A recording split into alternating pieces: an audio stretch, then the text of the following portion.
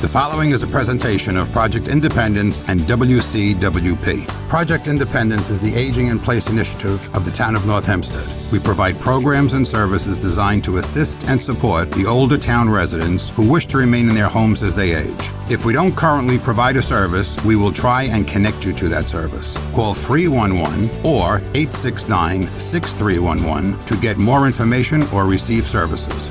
Welcome to Project Independence and You. Good morning and welcome to Project Independence and You, Community Talk Radio on 88.1 FM and WCWP.org. I'm your host today, Rebecca Miller, along with our co-host, Otto Lohse. Hello, Otto. How are you doing during this heat wave? Pretty good, actually. Try to be reasonably smart. Doesn't mean I don't do dumb things, like I do go out and play golf, but we go early and I bring 3 bottles of frozen water. Put 3 bottles of water in the freezer, put them in a little cooler, and get through it pretty good because we don't walk. We're riding in a cart, so there's a good breeze. So it wasn't terrible. It wasn't bad at all. Yeah. Glad to hear about the hydration factor. We know how important that is, so 3 bottles of water is good. And of course, Kristina Liu, who is our radio show producer and also the director of Senior Citizen Affairs for the Town of North Hempstead's Department of Services for the Aging. Today we have another great guest, Don Olson.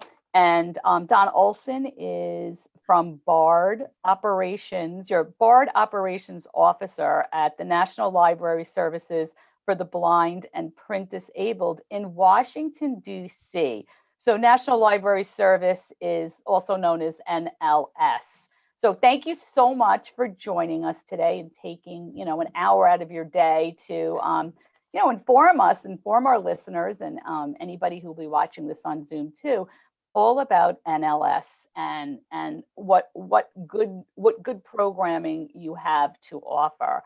So first of all, welcome. We're glad to have you. Thank you very much. It is definitely my honor to be here. Well, thank you. Thank you. It's an honor to have you here. We have a lot of information to cover. You sent us a great packet. So I just want to get kind of right to, I guess, the biggest and broadest question is what exactly is NLS and what's new at NLS? NLS provides and produces books in audio format and Braille format for persons who enjoy, obviously, those formats. So as our name implies, it's the print, quote unquote, print disabled. So anyone who does not have direct access to the print word, if you will, on page. And that includes people who are blind and visually impaired, people with physical disabilities, people who are deaf and hard of hearing would qualify as well because we offer Braille. And then finally, and quite new as far as our program is concerned, we also have opened up our regs, if you will, to persons with learning disabilities. Going back a little bit to persons with physical disabilities, we're not only talking about, let's say, people who might use wheelchairs and such, but we're also really talking about folks who are not able to, let's say, hold a book or maybe turn the page in a book. So a person with, let's say, arthritis might qualify in that realm of things. There's just an overview question. The Library of Congress, is that like the top tier on this? And NLS is part of the Library of Congress? That is correct. That is, we are definitely under the umbrella, if you will, of the Library of Congress. NLS came into play, or let's say was born in 1931. Oh, wow. And so, some odd years later, 90 plus years later, services have grown. Ways to access those services have grown, and obviously the patronage has grown as well. I was surprised. I was reading, I didn't realize it, but the Library of Congress, I read, is the largest library in the world. Absolutely. Yeah, I didn't know that. It's interesting, and apparently people can do a lot of research and whatnot through the library. Oh, without a doubt. I encourage anybody who's not only interested in libraries and research per se, but obviously then the Library of Congress is incredibly historic as well. So there's many different ways a person can, let's say, take in the Library of Congress, whether it be arriving there to just simply take a tour of the building. Jefferson Building would be the most commonly visited part of the library. But again, as you indicated, it's a heavily research-based entity as well, or literally the Congress. It would, like, if you're into genealogy, is there stuff you would try to get through the Library of Congress? I would only imagine, yes. I'm not versed in that side of things. I'm not actually a librarian, which might sound a little funny since I work obviously with the Library of Congress, but there are many different roles in the library, so I truly can't attest to that. But I would be willing to put $100 on it. Yes, I would be willing to say that without question, you could find a lot of materials on that. In terms of who qualifies for the NLS program that you're talking about, like you mentioned, you know, it could be somebody with disability who can't turn a page, or how do people access this information? And is there, you know, availability? Is it through recommendation? I mean, are there just assumptions that everybody knows about the Library of Congress? Well, everybody might know about the Library of Congress, but by no means does everybody know about the NLS service. We are such a small branch, if you will, of the Library of Congress. There are, you know, millions of people, unfortunately, not only in the United States, but throughout the world, of course, as well, with various disabilities. And offhand, I can't remember, let's say, for example, the millions of the exact number of people with visual impairments, but even in that population itself, by no means does everybody really know about the National Library Service. So therefore, yes, word of mouth is, of course, really the biggest thing out there as far as getting the word out. From within our agency itself, we do, let's call them advertising or PR type of outreach. But then it's not only us per se. So we have a network of libraries throughout the country, and that number fluctuates, 75 plus different libraries around the country who actually carry out the service. So, you know, those libraries as well, they do the same types of things that we do, the outreach and so on. And through largely those types of efforts, that's how people become involved with the National Library Service for the blind and physically disabled. So it's more on a local level as far as the 75. Absolutely. Right. Depending on how you look at it, I'm willing to say that these 75 plus libraries, they are the folks that really carry out the services. They are the people who really get to know their patrons. For example, you're in New York, am I correct? Yeah. Yes. Okay, so there are two different libraries in New York, and I always really advise patrons and libraries for that matter as well to get to know each other, as opposed to not just simply relying on us in Washington, D.C., because again, your librarian is really going to get to know you much better than, let's say, we might, because we're dealing with the entire breadth of the service as opposed to the somewhat smaller segment of the patrons who belong to those specific libraries. What are the ones that are near them? New York/Long Island, which is where we actually are. Mm-hmm. What locations are there? So yes, you're right. There's one right within New York itself, meaning the city of, and then Albany as well. None on Long Island. Not on Long Island. Sorry. Right, but in the city, where would that be? Right in the city? It is in the city, and I don't have the address offhand. Okay, Um, well, we could get that and Kristina could, Absolutely. yeah. And there are a couple of different ways you could get this information. We have a phone service that can connect you to that, and we also have a web page where you could look it up as well. So this is a perfect timing. Why don't I just throw out that phone number? Let me scroll down my notes. I have here 888-657-7323. Press the number 1 for English or 2 for Spanish. But then you can either press the number 1 or simply say the word library and then follow the prompts at that point. You will be asked which state you reside in, and you'll be connected to the library that's closest to you. Don, before we kind of get into some of these kind of interesting talking books and the Braille services that is offered, is there a process? Do people have to kind of, I want to say, prove that they have difficulty, viewing or with their hands or seeing? Is there some kind of certification you need before they start receiving some of these, helpful things you offer? Sure. In a word, yes. However, it's not nearly as stringent as it used to be. So up until only a couple of years ago, actually, literally 2 or 3 years ago, a person would be required to get a note, if you will, or a certified, let's say, record from your doctors, certifying your disability, whatever that disability might be.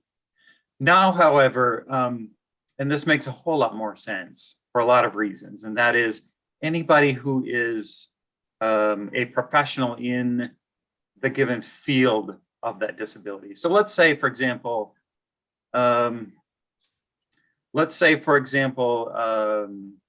student, or anybody for that matter, well, let's just stick with the students for this example.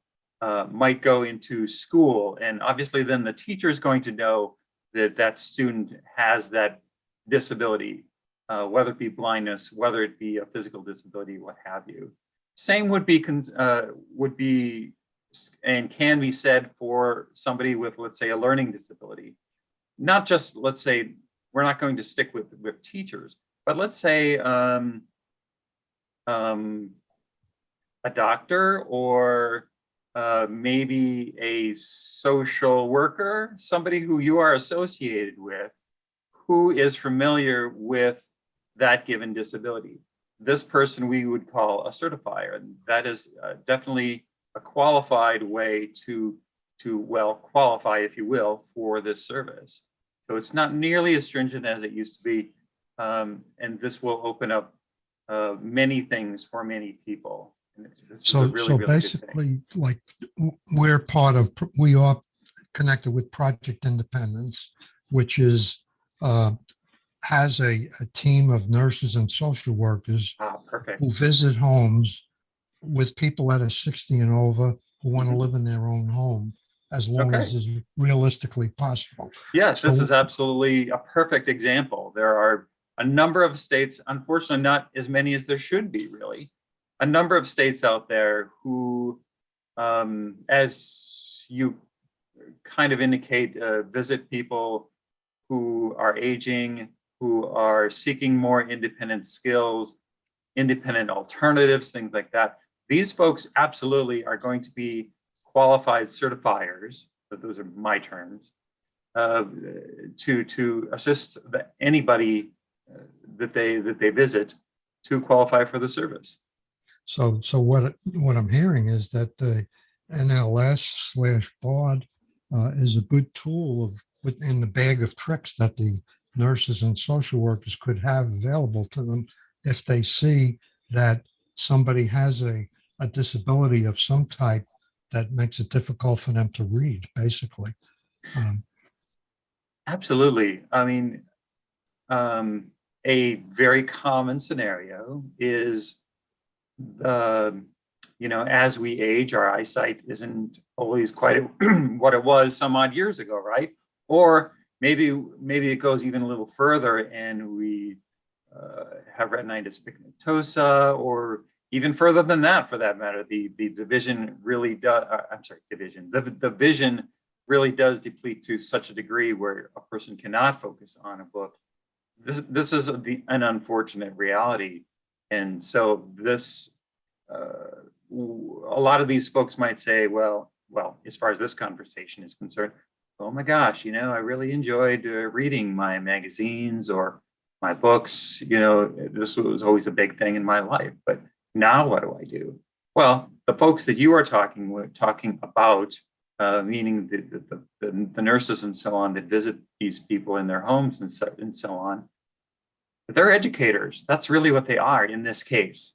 And this is, as I say, a perfect example that folks who are in this situation can realize that books can still be enjoyed. Magazines can still be interesting and accessed.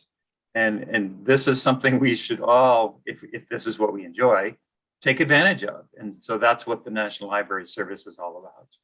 I think like in the case of Project Independence, and this is an opinion only, many of the people who wind up with vision type problems are older, and they're not in the world of being able to use Braille because they just didn't start out with it, like people who were younger probably learned Braille at a younger age. I think a lot of the people who get involved with Project Independence wind up with macular degeneration or glaucoma, right, or some other vision type of problem. And frankly, hearing is one you mentioned. You combine those and you all of a sudden you're isolated. And, what you're bringing to the table, I think, is extremely valuable. Enabling people to not read necessarily, but you can have books that read to you. I think it's a great service, really. We actually have to take a quick break. We're speaking with Don Olson, BARD Operations Officer and National Library Service for the Blind and Print Disabled in Washington, D.C. This is Project Independence in You, and we will be right back after a quick break. So I get this call from my grandma, and she's like, "What's a podcast, and how much does it cost?" So I tell her, podcasts are like radio shows, but you can download them on any device and listen to them anywhere at any time, and they're free. And then she says, "I see, but where can you find good ones?" And I'm like, go to wcwp.org/podcast and check out the lineup of original shows, or download any podcast app on your phone or tablet and search for LIU Studios. And she's all like, "Oh, that sounds easy." And then she asked me what an app is. LIU Studios podcasts, available on any podcast app. Those little button things on your phone screen. Just ask your grandkids. And welcome back to Project Independence in You, Community Talk Radio on 88.1 FM and WCWP.org. I'm Rebecca Miller, along with Otto Lohse, and we have been speaking with Don Olson, who is with the National Library Service for the Blind and Print Disabled in Washington, D.C. So thank you so much for joining us. We're learning a lot about the program and the availability. And one of the things that we talked a little bit over break is if you could kind of walk us through the process of somebody who might be in need of or interested in the talking book, and then maybe the difference between that and someone who is looking for the Braille services that you offer. Certainly. Okay. So again, as I mentioned a short time ago in the previous segment, the best and easiest way is to get in touch with your library, which I'll mention again in a little bit. But here's how this goes, if you will. There's, in a sense, and then this is my terminology, not necessarily the official terminology. Let's say there's in a sense, two different ways. Well, this is not true either. There's a couple of different ways, if you will, or levels to access these services. One is the traditional way, if you will. So after let's just skip ahead as far as the application type of process is concerned. Traditionally, and ever since 1931, what has always taken place is that a person's books and magazines were always delivered to them, to their door, through the US Postal Service. This continues today. However, there are alternatives to this. Not that this is going away, because that is not at all what we're talking about here. That's not going to happen. That's not in the plan. But if you are not interested in accessing the services in ways that I'm going to mention here shortly, this process or this delivery system still exists. Delivery system being the US Postal Service. So these books, again, can come directly to you.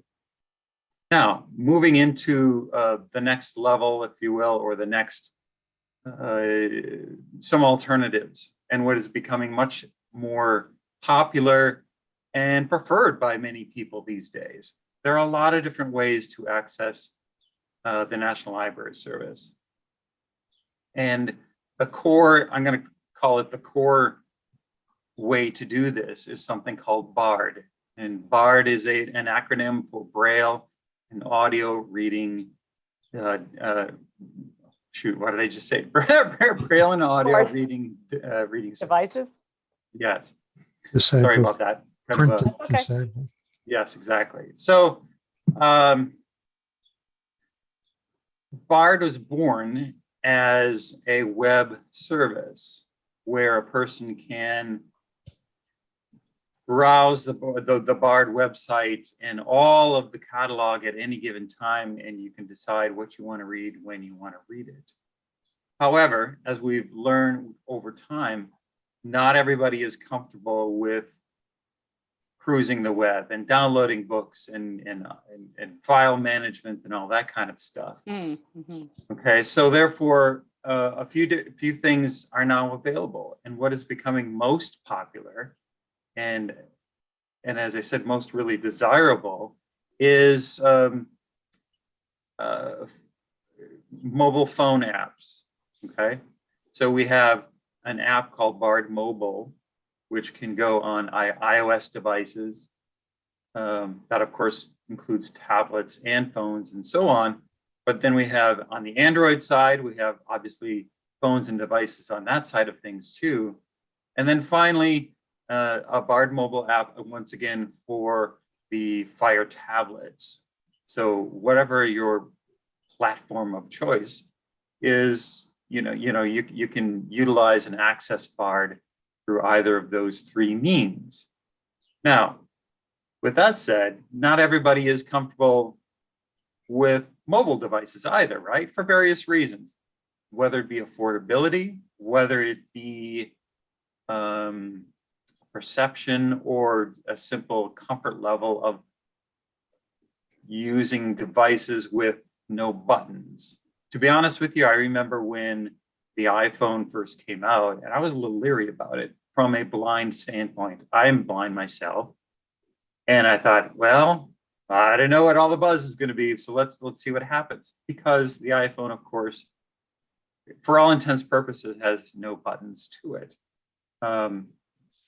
So I think that perception largely existed at that time, and to a point still does. But anyway, it's obviously proven that this perceived barrier is not a barrier at all, because literally thousands of people use these mobile devices. But let's move on. Let's go back to the PC, for example. Again, we realized a long time ago that not everybody is interested or comfortable with cruising the web or surfing the web. Excuse me. And so therefore, we had a lot of research done and now have developed something called BARD Express, which is a free PC-based software that can be downloaded directly from National Library Service. And a person can enjoy and access BARD as simple as just 4 keystrokes, meaning the tab key, the enter key, and the up and down arrow keys. Those 4 things can be done to do everything that is needed in Bard Express. So now you're starting to see a couple of different ways, or let's call them flavors, of how people can access Bard. As I said, Bard is really an extremely, I don't even know what I might call it. I as a patron love Bard, and this is why. Not just because I work there and I'm biased by any means. No, seriously. So when I was a kid, I remember getting involved with and just really loving a particular book in a particular series of books. This is fantastic. So I wrote my library and said, I really like the next book in this series. Well, 2 things can happen. A number of things can happen. But bottom line here is that I actually never did receive that book. Another scenario might be you may not receive it for a good period of time. Bard, however, gives a person access to the entire library, and you can choose what you want when you want. If you're in the mood for a romance, go for it. If you love a mystery, jump on it. Whatever works for you at this given moment, that's the way to go. And then finally, another way to access Bard, this is quite a new thing for us, and it's amazing and fantastic how well it's going over. And that is, I mentioned a while ago, for Braille readers, we needed to improve access for Braille readers. So we've done that. A couple of years ago, we approached Congress to literally rewrite our mandate, and now we offer hardware for persons who read Braille. When I say offer, I'm going to actually use the word borrow. So traditionally and quite literally, what happens over time, well, I shouldn't even say that, over time. When you become a patron of the National Library Service for the Blind, we literally lend you, or can lend you, depending on how you want to go about some things, lend you the equipment that you need to access your books, whether it be an audiobook or now a Braille book. So as I said, on the Braille side of things, this is new. We call them e-readers. They are Braille displays. And so those Braille displays are capable of connecting to your Wi-Fi, and you can download your Braille books directly to that device. I'm going to just stop there as far as this is where things stand today. Do you want to talk now about where things are moving, or shall we wait for a little further in the program? It's up to you guys. Sticking with now for a minute, you talked about equipment. The question I have is, like, I agree with you that not everybody's comfortable with a computer and phones and whatever. Everybody's different. What kind of equipment would be involved as far as this talking books is concerned, or the e-readers you mentioned? And I assume that they are shipped or delivered to whoever needs them. But is there like any kind of training tool, or do the local libraries or anybody get involved with training people how to use these devices, whatever they might be? I asked Certainly. a lot of questions in a short No, this is all shot good. there, but You're covering a lot of area. This is fantastic. So as far as the audio is concerned, the players that we offer and can and will lend patrons, it's a desktop unit, we'll call it that, that is the size of, oh, I don't know. When I first saw it, it reminded me of a handheld cassette player. So it's easily portable. You can take it around wherever you want to go. There's a built-in handle and things like that. And this player has a slot in it for, we call them cartridges. Technically speaking, it's a USB thumb drive, right? You know, USB a type of a format where digital files can be stored. And so these books actually are copied, if you will, onto these cartridges. A cartridge is about the size, just a tad smaller than a cassette itself. And you can simply slide this cartridge into the machine and it will start playing your book in audio. The player themselves, large buttons, color-coded, and they even have some Braille signage on there. So if a person is a Braille person, they can say, oh, it's a P. And so, okay, that's for pause. Or there's an S here for speed. And it goes on and on. As far as the e-readers are concerned, in both cases, the e-reader and the audio machine, they are delivered directly to you, free of charge. There's nothing involved as far as financial is concerned whatsoever.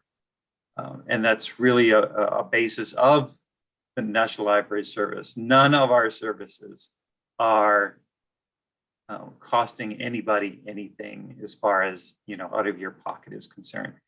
If you need or want a player, we send it to you free of charge. If for any reason you have to send it back for repair or you don't need it any longer, you send it back free of charge. Now, just going back a notch again on your initial, like I'm interested, let's say, and I want to make the initial contact, or maybe a family member is going to do it for me. Mhm. We have the library in New York City that you talked about. Do we even go below that? And would, like, Nassau County has where we are, has a very extensive library system, a great library system, really, all over Nassau County. And Suffolk County, which is part of Long Island, same story. Do these libraries communicate with the library in New York City? Are they, the local libraries, are they aware of these programs, and would they be a source to talk to typically? They may certainly be aware, and that would be fantastic. But by all means, I strongly recommend that you go to one of the libraries that specializes in the program. As I say, there are specific libraries, and it's not throughout the public system of your county or your state for that matter. There are specific libraries throughout any state and every state that works specifically with our agency. So not only would you get better or more expedited, if you will, service through them, but they are going to specialize with not only the services, but much of the training, if anybody wants any training or thinks they need any training. Training it's interesting to bring up that word because, again, these players, the audio players, for example, without question, typically speaking, a person just needs to be oriented to the buttons. You could call that training, but by all means.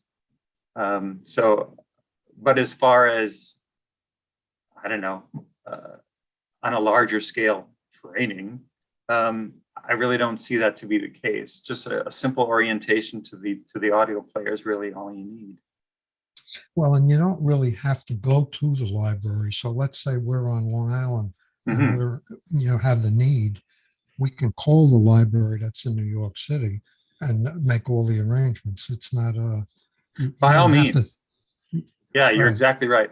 I believe, I'm not 100% sure, but I believe the library that is within New York City is actually part or housed in, let's say, the public library system, meaning in the same building.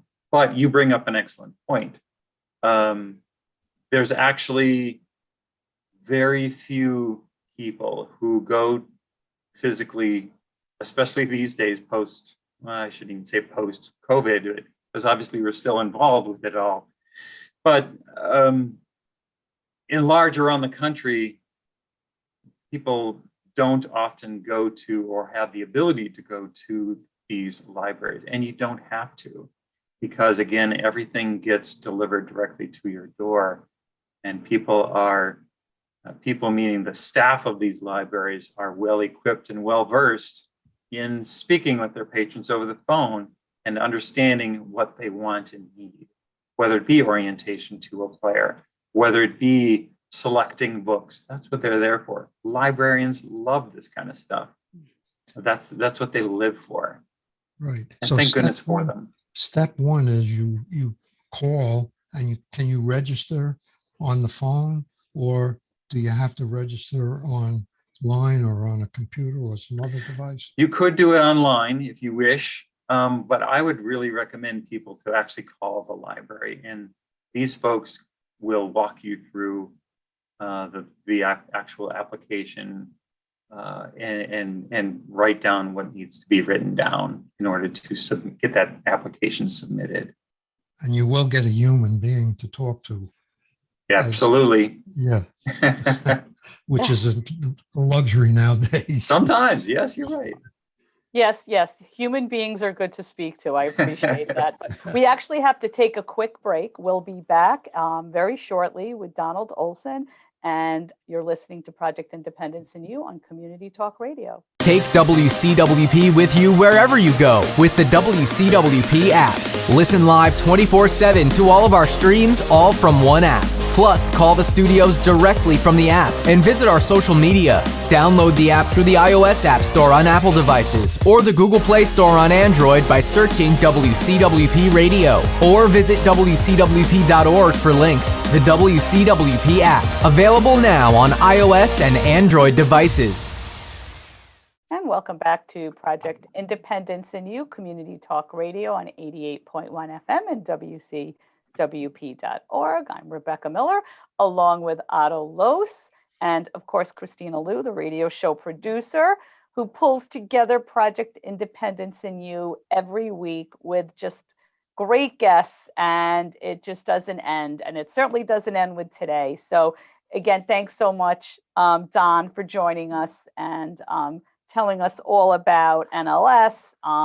It's great information, and sure, we're going to have a lot of questions. People know in North Hempstead, they can call 311, which is 516-869-6311, for any information on anything in the town, including more information about guests on this radio show. So we do stay connected with our residents, those that are listening, and those that, maybe will see this archived at some point. So we'll definitely, I know Kristina will be in touch with you. Over the break, I'm just curious about the relationship, I guess, that NLS has with school libraries and high school and elementary school. A long time ago when I was in school, they actually had libraries in the schools. I don't even know if they still do, because even my own kids have been out of high school for so many years. But what is that like? Are there people in libraries in the districts that have access to NLS? The answer is yes, and I'll try and explain that a little bit. So it's not the direct relationship as, like, let's say the libraries in New York, the two libraries in New York. However, with that said, whether it be a school, and it doesn't even have to be a library, it could be a classroom for that matter. It could be a college, it could be a nursing home, it could be an independent living center. As long as any of those entities serve people with the folks with disabilities that qualify for this program, they can get barred accounts. So in other words, we call them institutional accounts. So a school, let's say, whether it be a school, specifically a school for the blind, whether it be any classroom, a public school classroom, what have you, that might have a student or multiple students with any one of the qualifying disabilities. That entity, again, that classroom, that nursing home, that independent living center, can go through the New York libraries or whatever library is in your state to get these accounts, these BART accounts. So the entities, if you will, for lack of a better word, can download books for the people that they serve. Now, with that said, we also encourage the people themselves, meaning not just the nursing home and not just the school, but the actual people within those institutions, the students, the people who are being served by these other agencies, such as the Independent Living Center and such, to actually get their own BART accounts. Okay, so yes, any one of these schools and such could have their own quote unquote institutional account, but the folks that they serve can, and in our opinion should, get their own patron accounts. So when they quote unquote leave that institution, leave that school, leave that independent living center, they will take the account with them wherever they go, whether they move to another state, and for that matter, even if they, let's say, move overseas, because we do have an overseas librarian as well that serves many people around the country who have residency here in the US, but they have, for whatever reason, moved to a different country. So what I'm hearing is a buzzword that I've used more. I was in sales pretty much all my business life, and we used to have a phrase, smart feet on the street. As many smart feet as you can have on the street, encouraging the use of the National Library Service. I think that's the target, and with a great benefit to the people who use the service. I can't imagine, thank God I don't have this problem, if you will. I can read, I can look at things. May have a little bit of a hearing problem, but I can hear with hearing aids. But people who can't see all of a sudden, and all of a sudden you're 80 years old or whatever, and you can't read anymore, and you can't do this and you can't do that. That's a major adjustment, for somebody, and a service like yours to be available to make their life much more pleasurable, if you will, is something that the word should be spread as far as it can be spread. You touched on a major issue, and that is how and when the disability becomes how and when a person acquires, if you will, the disability. All right. So I had a brain tumor when I was a kid. I was 5 years old. Big deal, right? Of course, it's a major life event, if you will. But with that said, I was a kid and I simply grew up, right? As opposed to somebody later in life, whether you're a teenager, whether you're middle age, whether you're in your 70s, whatever, that's a huge loss, right? And so where do you go if you need to get transportation, if you want to continue reading, and the list goes on and on and on. It's really all about, or largely about, when you get, if you will, this disability, and it's a major way, or it's a major influencer, if you will, of how a person moves on. It's that by itself is Right. probably a major topic for people to, maybe they need some help, some counseling or whatever, Sure. to get through those kinds of losses. It's a loss. It's like grieving a loss of a loved one. It's grieving the loss of a loved benefit that you take for granted sometimes. Mm-hmm. Not sometimes, most of the time. Yeah. We all assume, and you hold a pencil in your hand and you don't realize what a beauty that is, that your brain is telling you to hold that pencil. No skill on your part. It just happens until you Right. lose it. and you can't Sure. hold a pencil anymore. Mhm, Uh, mhm. So it's complicated, and people may need help in many ways, and this is one of the good ones, really. Yeah. Well, and like Project Independence, people can always call 311. There's so many resources out there too today. So, and this is another great one. But Don, I'm curious to hear what's going to be going on down the road. What are the kind of the new things that are coming up the pike? Sure. So, we always look for new and better ways to improve our services, improve access to our services, and so on. We'll stick to the Braille side at first, and then we'll float over to the audio side. As far as Braille is concerned, so many readers have their favorite book, the one book, the 3 books, the 5 books that they want on their shelf. Well, a Braille book, when we lend them out, like any library, eventually you have to send them back, right? Mhm. Well, that's not necessarily the case anymore with the National Library Service.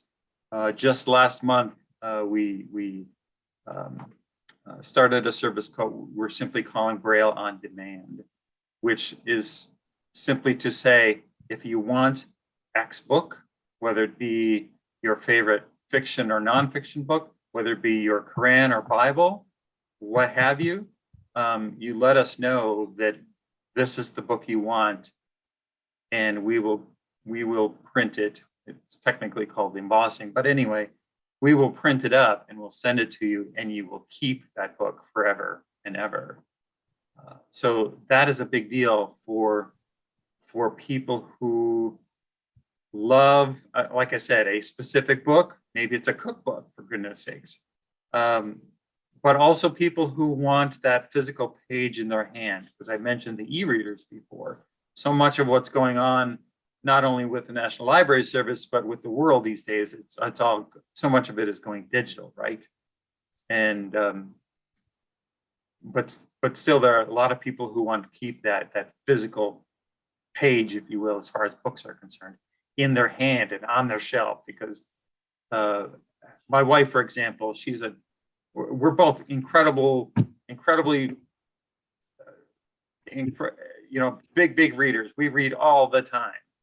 And so to have a shelf full of books is really quite treasured in our house.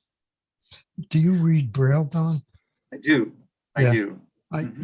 To me, I have just, for curiosity, I've touched Braille many times, and that's a topic by itself, the sensitivity to be able to differentiate. I think I would have a big problem with that, to be perfectly honest with you. You might think so, but you might be surprised as well.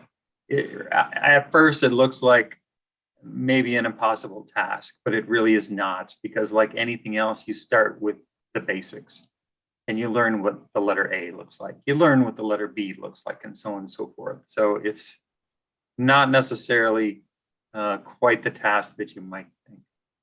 You're learning how to read basically with a different language, I guess. That's correct. Yeah. That's correct. I learned how to read and write when you learned how to read and write. Exactly. Yeah.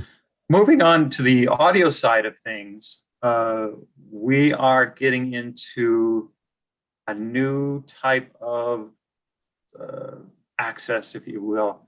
So I mentioned a while ago, a lot of different, as I call them, flavors. We have player, we have an app for mobile devices. We have, software that goes on your PC. And of course, there's the web that a person can surf and cruise through and find what they want. But we're moving on to one other thing, and this is really exciting. Starting in very soon, actually, within months, at least as far as the beta program is concerned, we will have the ability, or offer the ability, to access your books, your audio books, via a smart speaker. So your Amazon Echoes and your Google speakers. Exactly. Wow. So you literally say, search for or find Where the Crawdads Sing. And the speaker comes up, it says, "Is this what you want?" And I say yes, and boom, it starts reading. So this is really exciting. I can't say enough about it.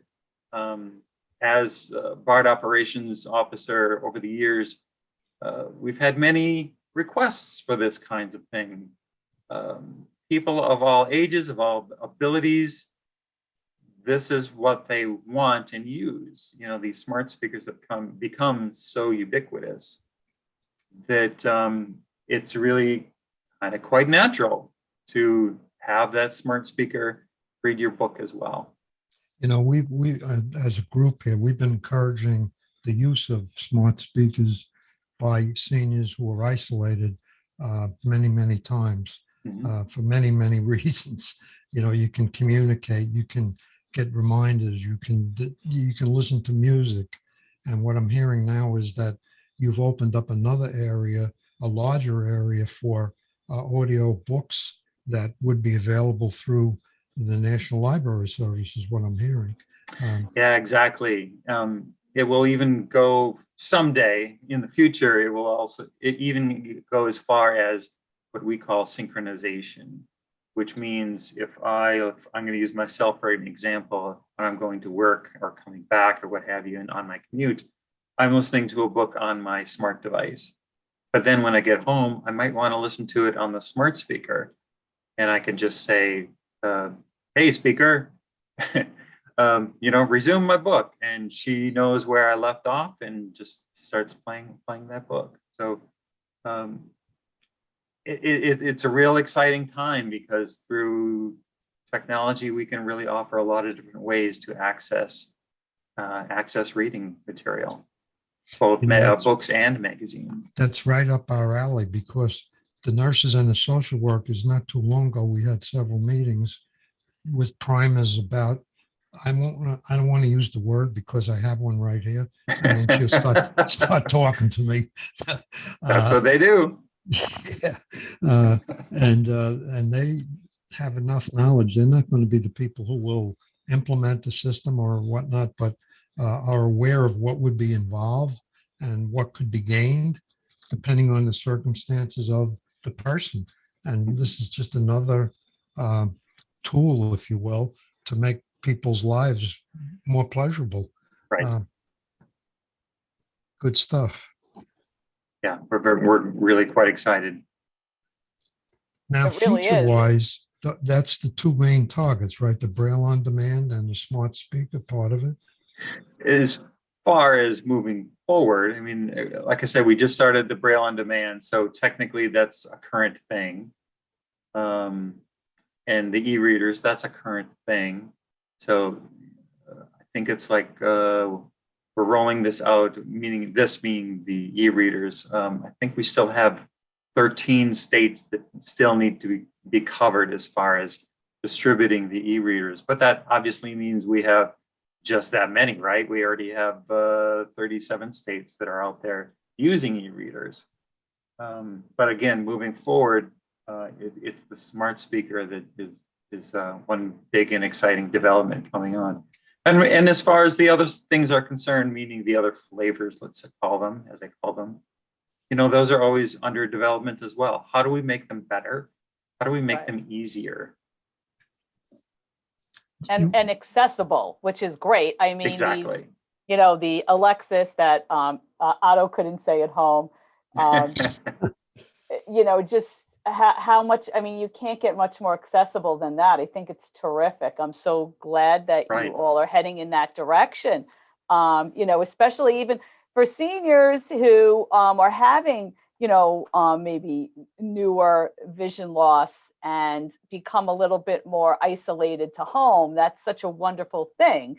Someone younger like you're out, you're working, it's not, I want to say, as needed. I mean, it's more of like a fun thing when you get home. But for people who are home, that's why we do a lot. We have been doing a lot of programming, looking into, and Otto really has kind of propelled us into these virtual speakers and those kinds of devices. So How it's do I, great. I'm sorry, but a question I would like to hit before we have to stop is how do I know what books, what magazines, what newspapers are available to me if I want to look for something? How do I find that out? Well, that's kind of I'm not sure how to quickly answer that question because it kind of depends on how you access BARD. Not that you can't get this information from your librarian, because you certainly can by calling them up and say, hey, what magazines are available through the service? Because, there's over 100 magazines available right now. Let me look at some notes here. There's actually literally 20,474 issues out there right now. Issues meaning, all the issues of the titles themselves. And 135,098 books as we currently speak that are out there. So yes, okay, number one, call up your librarian and get some idea of what types of things you are interested in. But number two, if you are up for and love to use any one of these, again, I'll use the word flavor. It's overused by now. I'm so sorry to interrupt you, but we actually are taking a break. So we have to go to break. I want to thank you so much for joining us, and we will get more of the information you're talking about out to our listeners. But the first thing is to get in touch with your library, and that is really the best way to kind of find the right direction to NLS. So thanks again so much for joining us. I'm sure we're going to have you back. Thank you very much. This is wonderful. And it was our pleasure. So thank you. Are you listening to Project Independence?